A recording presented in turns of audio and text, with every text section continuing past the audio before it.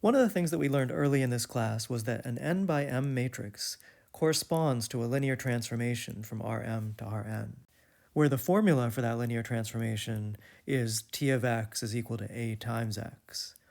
So the process of multiplying by this matrix is the linear transformation. And then we spent a lot of time this semester talking about solving matrix equations of the form Ax is equal to B. Well, we can rewrite that matrix equation in terms of linear transformations. And when we write it this way, we can see what the analog would be for general vector spaces and general linear transformations. So we'll use the term linear equation for this general concept. And so what's happening here is that you have two vector spaces, V and W. You have a linear transformation from V to W, which we're calling T. You have B, which is an element of W. And then you're trying to find an x in V such that T of x is equal to B. So hopefully this should feel very familiar to you because it's basically the same picture that we had when we were studying equations like Ax equals B, except now we're working in this vastly general situation where the vectors might be functions and the linear transformation might involve derivatives and integrals. And so hopefully this is the point where you can really appreciate the language of linear algebra and all the work that we did to set up that language. That even though we're now working in this much, much more general setting, everything feels familiar. Everything feels just the same way that it felt when we were dealing with matrix equations. So here's an example. Suppose I ask you, how many solutions will there be to this equation? What do you think the answer is going to be? Can there be two solutions? No, it's going to be either 0 or 1 or infinity. Why? Well, that's what happens with matrix equations, so probably that's what's going to happen now. All right, but we should prove it, right? Well, the cool thing about that is that we will be able to prove it using ideas that are familiar to you already. So suppose you have a linear transformation, T, from V to W. We can define the image of T as the set of all T of x such that x is in V. And so what's happening here is that we're taking all of the vectors in V, plugging them into the transformation, and seeing what are all the vectors in W that we're getting as the output. That's the image. And then we can define the kernel as the set of all x in V such that T of x is equal to 0. Now it's worth pointing out that that 0 is the 0 vector in W, and it might be that W has weird operations, in which case it could have a weird 0 vector as well. The key point of this axiomatic framework is that it actually doesn't matter whether the operations are weird or not. They satisfy the axioms, and so as long as we prove things using the axioms, then whatever we prove will be a correct result.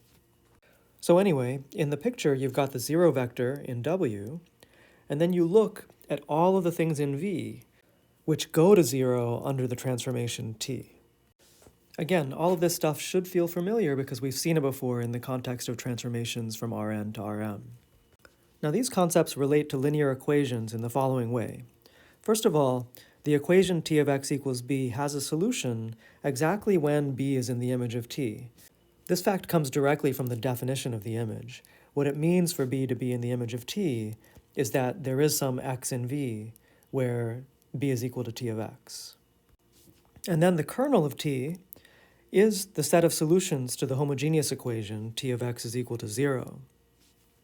Again, this is basically the definition of the kernel, just stated in a slightly different way.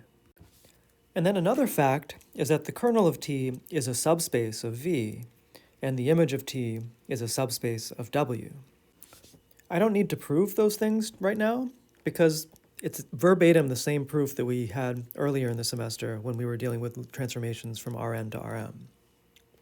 But also, it's a good exercise for you, so don't even look back at that proof. Just try to do it yourself. And then, finally, everything comes together in this general equals particular plus homogeneous principle.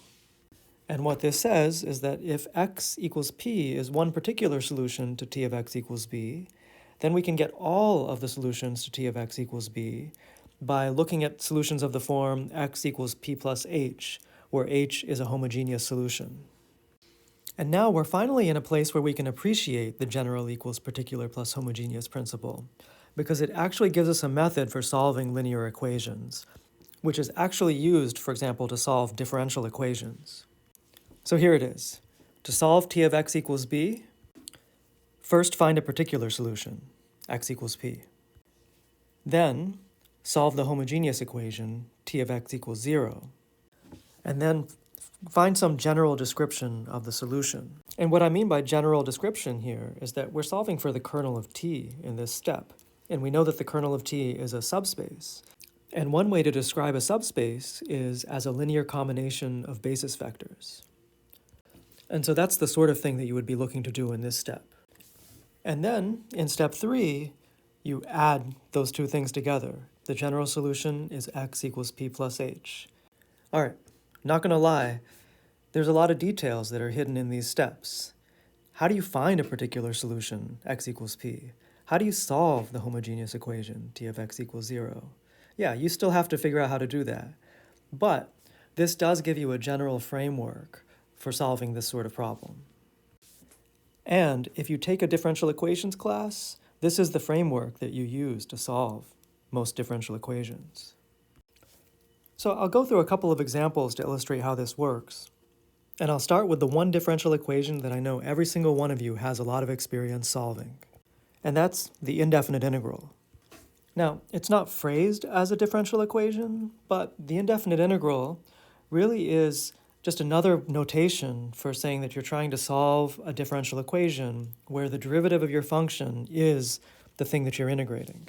And so in this case, if it's the integral of 3x squared dx, that means that we're really trying to solve this differential equation that y prime of x is 3x squared. And then, before we actually go through the solving process, what I want you to observe is that this actually is a linear equation. We know that the derivative is a linear transformation, and so we can think of y prime as being t of y, where t is the derivative transformation.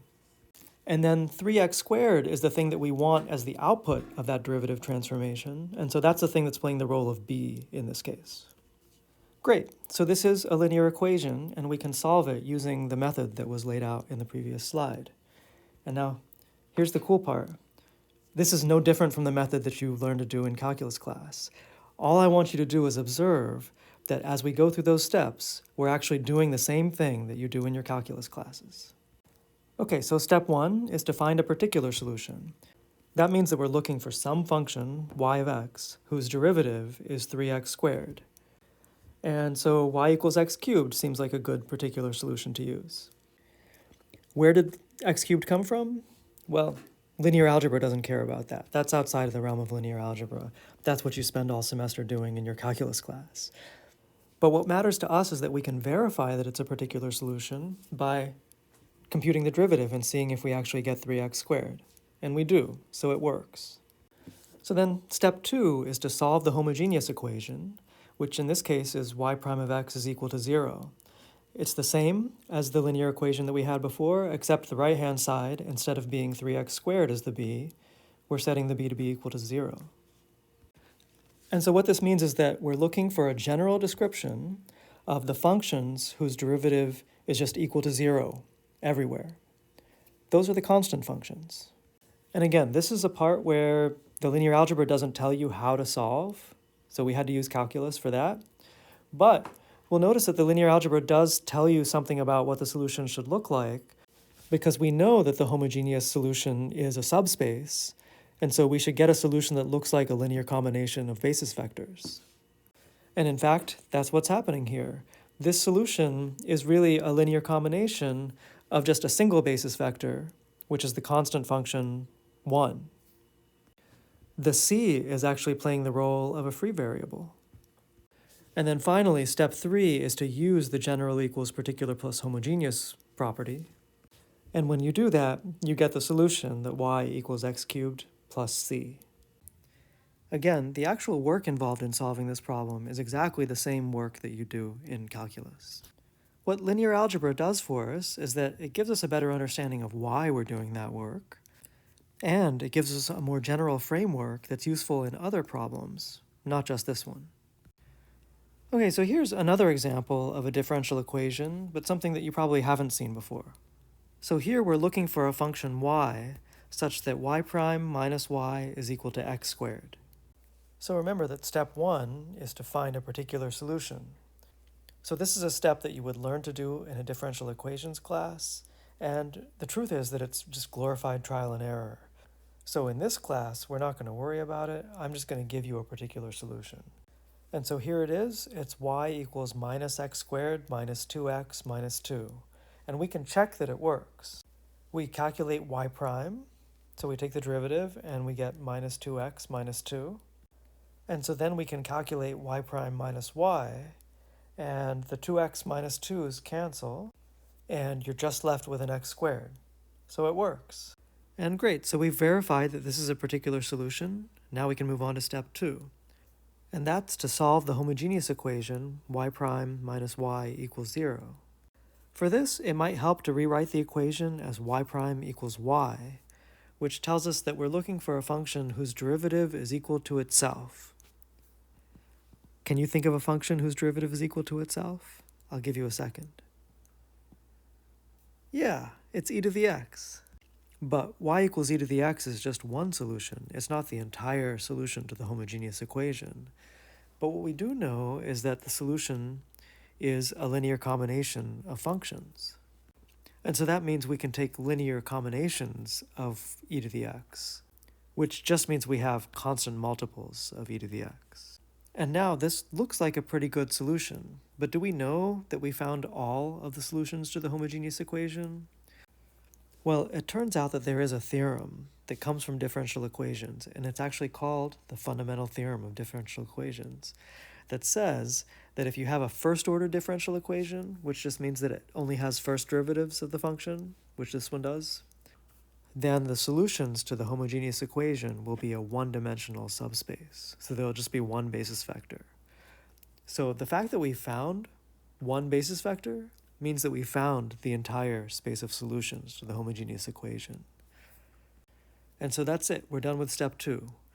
Y equals c times e to the x is the solution to the homogeneous equation. And so now we can move on to step 3, which is the fun part where we just add the particular solution to the homogeneous solution. And so now we have the general solution that y is equal to minus x squared minus 2x minus 2 plus c times e to the x.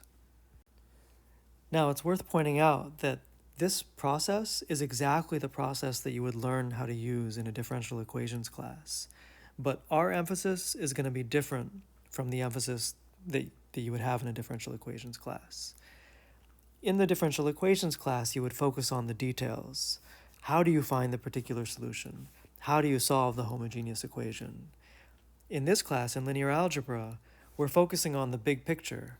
Once you've found the particular solution and you've found the homogeneous solution, how does all of that fit together to produce the general solution? In the differential equations class, they just tell you to add it together. They don't explain why. In our class, we're focusing on the why.